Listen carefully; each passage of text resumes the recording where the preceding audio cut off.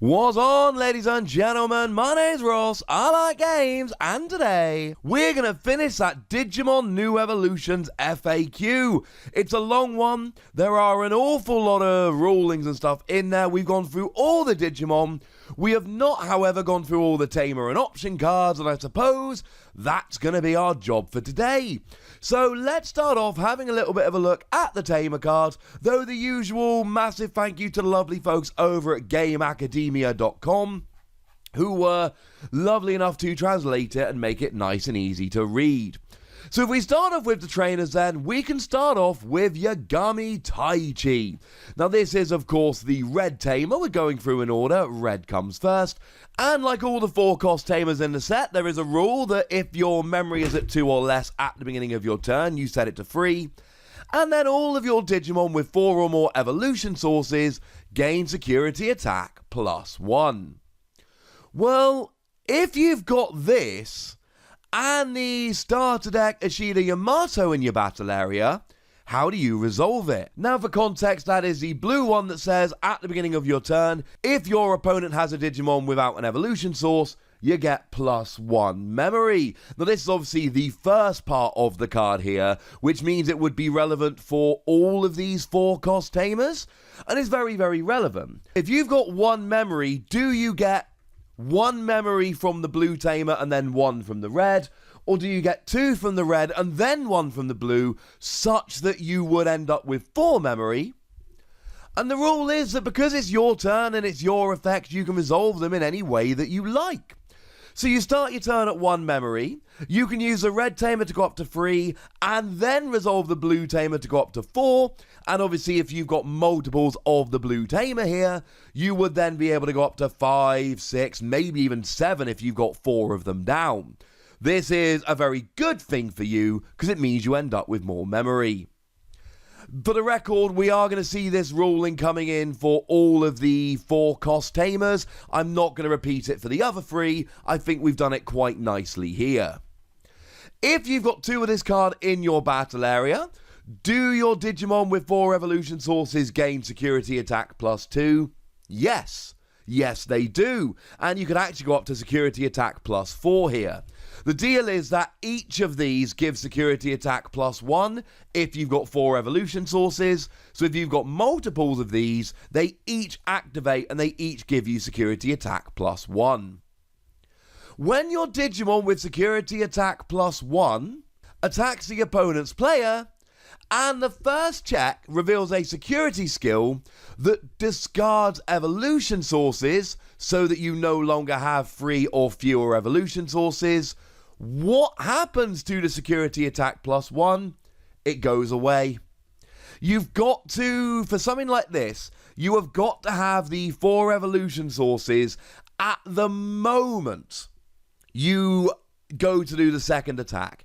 If you lose the evolution sources during the first security attack, then you don't have them for the second security attack, and that means that you don't get the second security attack. Whoopsie. And I put it on the screen a minute ago, but Howling Crusher would be an example here. If it comes out as an option card, you discard all the evolution sources of all of your opponent's Digimon, which means the Digimon attacking will have gone from 4 evolution sources to 0 evolution sources, and that unfortunately will be the end of that. Sorry. Moving on then, we can have a little bit of a look at Ashida Yamato. Now this is of course the next Tamer in line. This is the blue Tamer.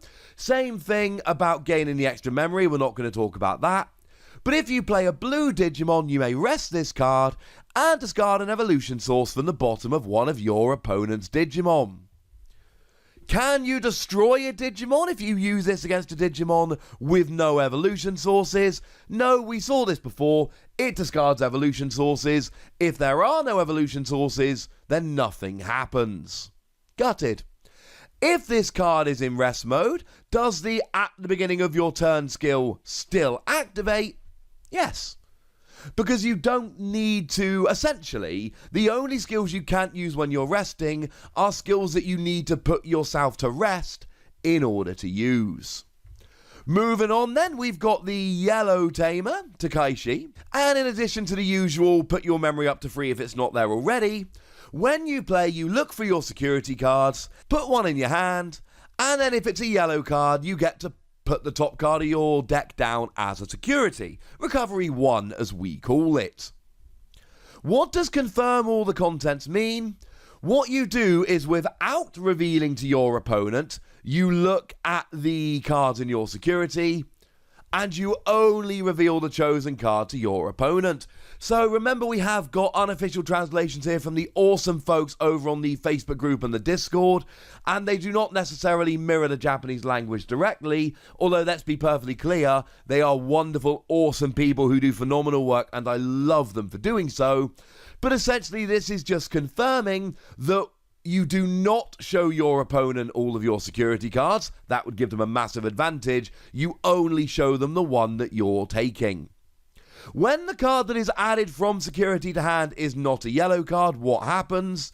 Well, you don't get recovery +1, which of course is pretty terrible, given that you are then getting rid of a security card, and when you lose them all, you lose the game. Moving over to Azumi here, the green one.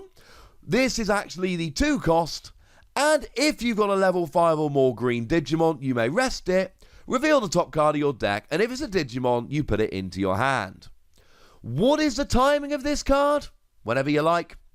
Any point during the main phase, whenever you're in the mood, you may activate this skill. Can I activate this skill if I have a green level 5 Digimon in my raising area? Say it with me, ladies and gentlemen. No, you can't, because Digimon in the raising area do not count for these or indeed any other skills. Takaichi Mimi. This is of course the 4 cost green Tamer, same put your memory to free skill. And if you've got a level 5 or more green Digimon, you may rest it, hatch a Digi-Egg in your raising area, or move a level 3 or above Digimon from your raising area into the battle area, i.e. what you would normally do during the raising phase, you get to do again. What is the timing for the main skill? Whenever you feel like it. Can you activate it if there's a green level 5 in the raising area? No, you can't. If this card is in rest, does its skill still activate? Yes, it does, because you do not have to put it to rest in order to use it. That is the main skill. Obviously, the when you rest it skill will not activate. And if you hatched a level 2 from your Digitama deck, and then evolved it into a level 3 in my main phase, can I then use this skill to move Digimon into the battle area so that you actually hatch it, evolve it, and move it into the battle area all in one turn, which other decks are not able to do? Yes, that works perfectly, and is in fact one of the best reasons for using this. It's kind of phenomenal. Moving into the option cards, we can start off with a bit of the old nuclear laser. This is the 3 cost red option card that draws 2 and gives one of your Digimon an extra 2000 power until the end of turn. Can I choose to only draw 2 or only give 2000 power? No.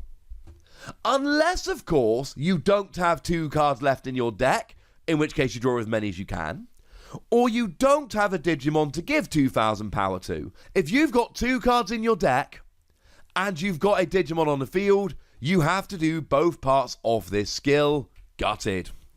Brave Tornado is a 3 cost card, might be called Great Tornado, and it gives one of your Digimon an extra 2000 power and security attack +1. Same question as before. Can you choose to only do one half of the card? No. Unless your board is such that you don't have anyone to give security attack +1 or an extra 2000 power to, and you may wish to just play an option card. So let's say you've got 2 memory left, you might want to play a 3 cost option card just to give it to your opponent with 1 memory, rather than passing and giving it to them with 3.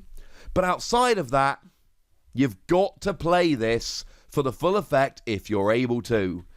Oblivion Bird is a 5 cost card that destroys one of your opponent's Digimon with blocker.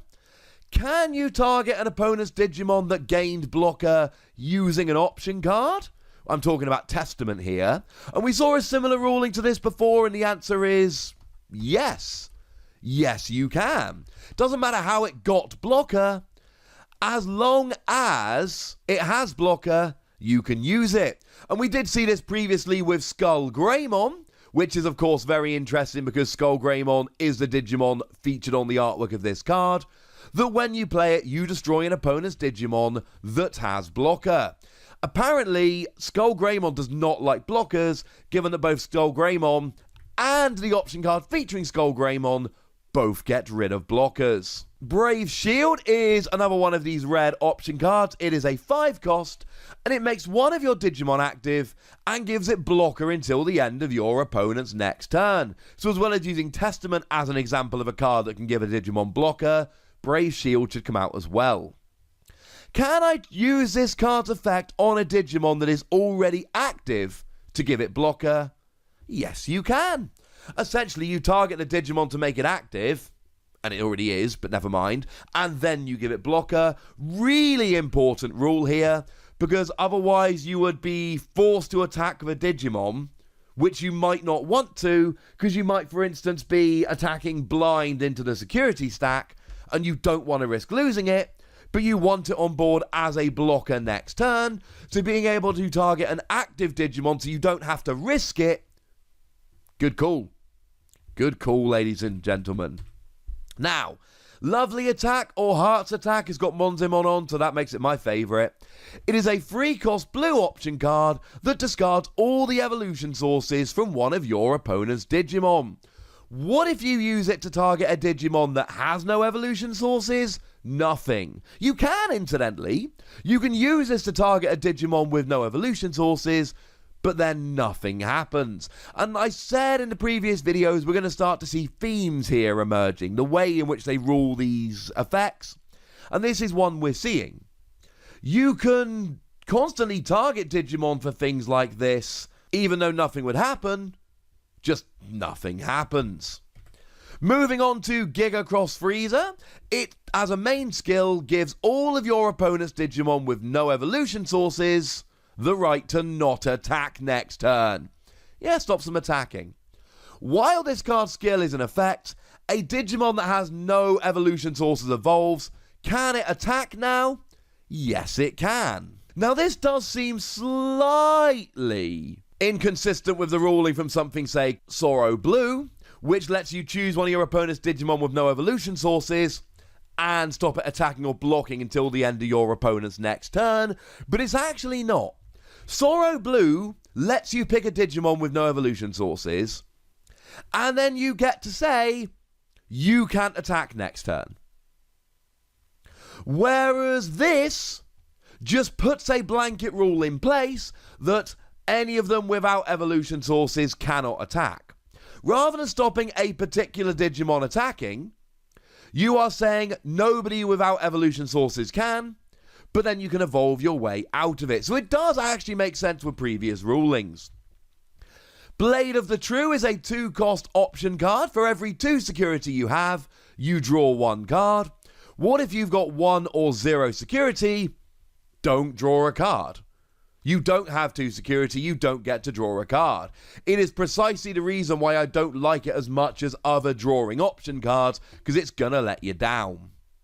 Golden Ripper is a 3-cost card, and all of your Digimon gain, while attacking, one of your opponent's Digimon gets minus 2,000 power until the end of your turn.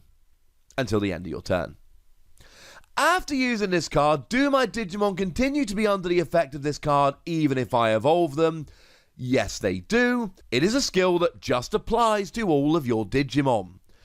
After using this card, you activate the skill of Mimi, that is the green Tamer that lets you hatch a Digimon or move it to the battle area. To move a Digimon from my raising area to my battle area, is that Digimon then under the effect? Yes, it's an effect which blanket affects all of your Digimon. A Digimon under the effect of this card attacks an opponent's Digimon and puts the power to 0. What happens to the attack? Nothing. The attack doesn't happen. You see, when you're attacking, you lower their power to 0, they get destroyed, then the attack happens. Oh, wait a minute. The Digimon you're attacking no longer exists. How can you attack something that isn't there? When this Digimon attacks and my opponent blocks the attacker using a Digimon with blocker, can I destroy that Digimon by putting its power to 0? No, because blocking is declared after the skills are resolved. But given that this lets you lower the power of any Digimon, you can use this to take out a blocker before blocker is declared, as long as you can pick the right one that they're going to use. Do my Digimon played after using this card receive the effects? Yes, they do. Like I keep saying, it affects all your Digimon. And if I use this card twice, does it stack? I.e., every time you attack, do you get to lower 2 Digimon by 2,000 power? Yes, of course you do. No issue with that whatsoever. Blast Fire is a 4-cost option card that lets you change one of your opponent's Digimon's base power to 3,000 until the end of your opponent's next turn. Well, if you then use Shadow Wing, does its base power go up to 6,000? Shadow Wing is a card from the starter sets which just gives you an extra 3,000 power. Yes. This card drops them to 3,000. Shadow Wing puts them up to 6,000. Job's a good un. If you use this card, but then you start an Exarafamon to lower their power by 3,000, or indeed any card that lowers the power by 3,000 or more, Serafamon actually would lower it by 4,000 if they had 4,000. Do they get destroyed? Yes. You lower their base DP to 3,000, then you lower it by 3,000 or more, they absolutely do get destroyed. As a side note, what does original DP mean? It means you read the card as if it literally says 3000 DP in the top right hand corner. What happens when it evolves? Nothing. Remember, and this is another theme that we've seen, when a particular Digimon is targeted by a skill or a card, evolving it does not get rid of it, and that's the case here. You give a particular Digimon 3000 power, and even if it evolves, it's still got 3,000 power. Moving on, then we can have a little bit of a look at Holy Wave. It just gives you recovery +1. You put the top card of your deck down as a security card. When I have 1 security, and my opponent attacks with a Digimon with security attack +1, but this card is revealed during the check, to put another card down, and my security is increased from 0 to 1, does the second check continue? Because remember, generally speaking, no matter how many extra security attack you've got, once there's no security, it stops. But essentially, it goes down to 0 and then is put back up to 1 by the option card. Then you do the security check. Oh, there is a security card. Let's keep rolling. The absolutely phenomenally named Smash Potato or Potato Smasher. You reduce the memory cost of evolving a level 5 green Digimon to a level 6 by 4 until the end of turn. What happens if you want to evolve into a free cost level 6 Digimon? So let's say you wanted to evolve into Hercules Kabuterimon, for instance, which only costs 3 to evolve normally. Does that mean that you gain 1 memory when you evolve? No. Be lovely, wouldn't it? But no. Essentially, it cannot be put past 0, so it would mean that you evolve for free. It does not mean that you gain a memory when you evolve. That would be fun, but no. Does this card's effect also lower the evolution cost if I evolve a Digimon in my raising area? So if you've got a level 5 in your raising area, can you use this to evolve a level 6? No. And the reason is, as I've said many times during this FAQ, the raising area doesn't count. Skills do not affect Digimon in the raising area. Sorry. Flower Cannon is a lovely 2-cost card that just rests one of your opponent's Digimon. But as a security skill, it rests them all without blocker. Well, what if my opponent gained blocker by using an option card? No, we've said this before. It doesn't matter how they got blocker. As long as they've got blocker, skills like this will not affect them. Sorry, they can't be put to rest. Speaking of putting to rest, so we've got Giga Blaster. Giga Blaster, or Mega Electro Shocker, lets you rest one of your opponent's Digimon, or any 2 with 5000 DP or less. Wait, does this mean any 1 and then 2 with 5000 or less? No, obviously, it's an or skill. Either any 1 or 2 with 5000 or less. Can I choose to only put 1 Digimon with 5000 power or less to rest? Well, we've seen this as a bit of a theme here. If you are able to do everything a card tells you to, you have to. So generally speaking, no, you would have to choose 2 Digimon with 5000 or less. But remember, the first half of the card says rest any one of your opponent's Digimon, so you would only be able to rest 1 with 5000 power or less, as long as you did it with the first part of the card, not the second. To mention Scissor, one of your Digimon gets, if this Digimon destroys an opponent's Digimon by battle, make it active, until end of turn. Now this is the biggest question on the FAQ for me. Can you keep doing it? Can you give this to a Digimon who then just destroys a Digimon, comes active, destroys a Digimon, comes active? Yes. There is no restriction as to how many times the effect can activate.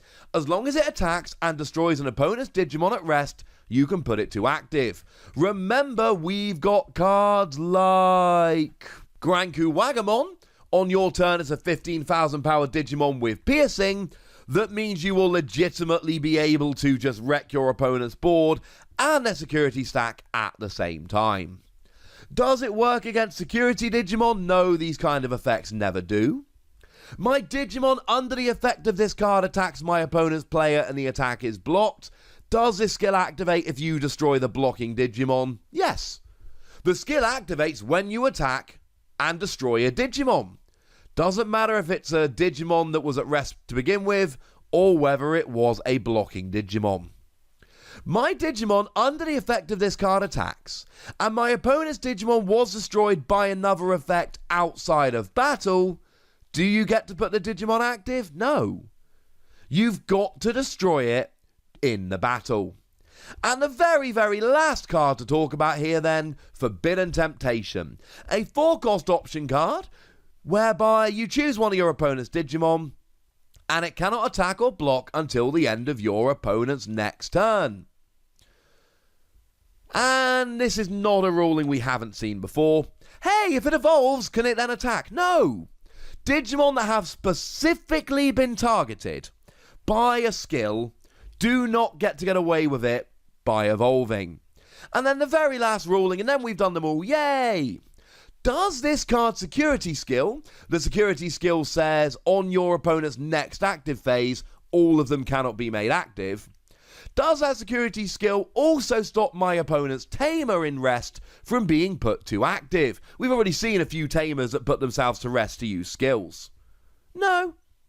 Because the card specifically says all of your opponent's Digimon cannot be made active, so it doesn't affect Tamers.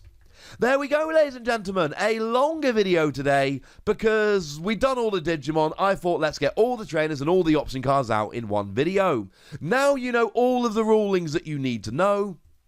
And you should now, if you've watched all of these videos, you should have a really good idea of the way in which the folks over at Bandai and Digimon and all of that are actually starting to rule these things. You should have a good idea of the general theory of how to decide these ruling questions, and that's a very good thing. But for now, ladies and gentlemen, I want to know what you think about all of this. I want to know if there's any rulings that surprised you, any rulings that were particularly fun, any rulings you just plain disagree with. Let me know in the comment section. Go nuts. Be nice. And then make sure you like this video, subscribe to this channel, follow me on Twitter at the Wossy. That's where we talk Digimon and a whole bunch of other games. And please do consider checking out patreon.com/PTCGradio, where you can support the channel, get some bonus podcasts, all kinds of fun stuff. But by far the most important thing, as always, look after yourselves till next time, would ya? Thank you very much for watching. My name's Ross, and you've been watching Wossy Plays.